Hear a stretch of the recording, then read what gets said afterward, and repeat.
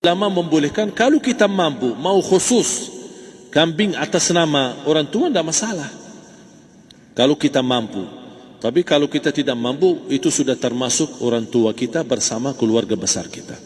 Ini salah satu kenikmatan dan ini termasuk juga sedekah yang berguna bagi orang yang sudah meninggal di keluarga kita. Wallahu ta'ala. Dan juga masalah panitia, bisa kita mewakili. Kalau kita tidak mengerti sembelihannya dan tidak mengerti cara bagiannya. Tapi ada satu sunnah yang termasuk kehilangan sunnah ini adalah banyak yang tidak mau makan dari hasil kurban. Padahal itu sunnah Rasul. Dari akikah boleh makan, dari kurban pun boleh makan. Bahkan sunnah SAW dibagi 3. Sepertiga pertama dihadiahkan. Maksudnya kata dihadiahkan kepada orang kaya. Misal tetangga saya tapi orang kaya, dia bukan miskin, tapi boleh saling hadiah karena inti daripada hadiah silaturrahim. Ada keluarga kita termasuk mampu, tapi saya kasih, ini alhamdulillah saya sembelih sapi. Barangkali dia tidak mampu cuma sembelih kambing, udah kita dapat daging kambing, dia dapat daging sapi. Tapi dengan niat hadiah, bukan sedekah, karena dia bukan orang miskin yang menerima sedekah. Yang sepertiga yang kedua adalah sedekah. Sedekah itu termasuk orang miskin.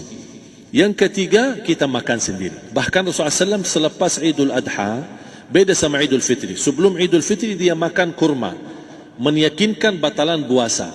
Tapi kalau Idul Adha tidak makan dan minum sebelum salat, kenapa? Bukan berarti tidak boleh. Tapi Rasulullah SAW ingin pertama pembukaannya, buka sarapannya atau makan di pagi harinya selepas Idul Adha adalah dari hasil sembelihan kambing itu atau dari kurban.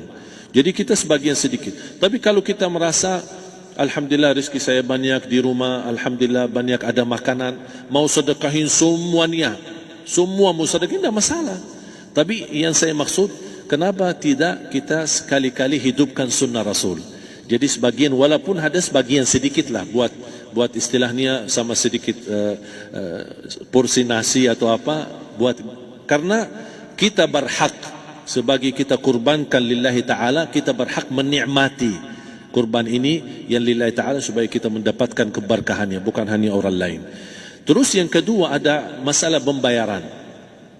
Kalau kita wakili panitia, boleh kita pesan sama panitia, tolong sedikit dari kurban saya minta buat saya makan. Itu tidak masalah, kita boleh minta. Dan boleh kita wakili, tapi kita tolong ingatkan, tidak boleh pembayaran hasil sembelihan itu dari kulitnya. Ini menjadi salah satu persoalan di Indonesia.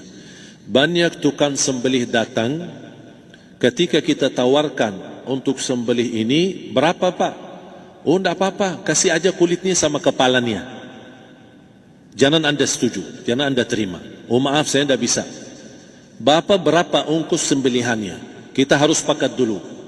Tidak, saya ikhlas, tidak apa-apa, seikhlasnya. Tapi yang penting kepalanya sama kulitnya. Itu aja yang saya minta, yang lain tidak apa-apa. Tidak boleh. Tidak boleh. Kenapa? Karena ini kurban. Kata kurban berarti lillahi ta'ala, bukan untuk jual beli. Kalau kita sudah bayar dari bagian kurban, berarti bukan lillahi ta'ala. Harus kita jaga amalan itu. Tapi bagaimana cara jalan keluarnya? Kita harus sepakat, ijab kabul. Sepakat dulu, Pak, saya udah begini, saya kasih untuk sembelihan 50.000. Bapak setuju? Ya udah setuju. Selesai kan? Sudah sembelih, sudah potong, sudah semua. Lepas ini semua, kita kasih ongkos 50.000 ongkos sembelihannya. Habis itu, Pak, kulitnya sama kepala hadiah buat Bapak. Itu tidak apa-apa, tidak masalah. Tapi bukan untuk bayar sembelihan. Faham maksud saya? Harus dibedakan supaya jangan sampai amalan kita kurban, habis biaya, habis ini malah tidak diterima karena sudah kita bayar sebagian daripada kurban. Silahkan bayar.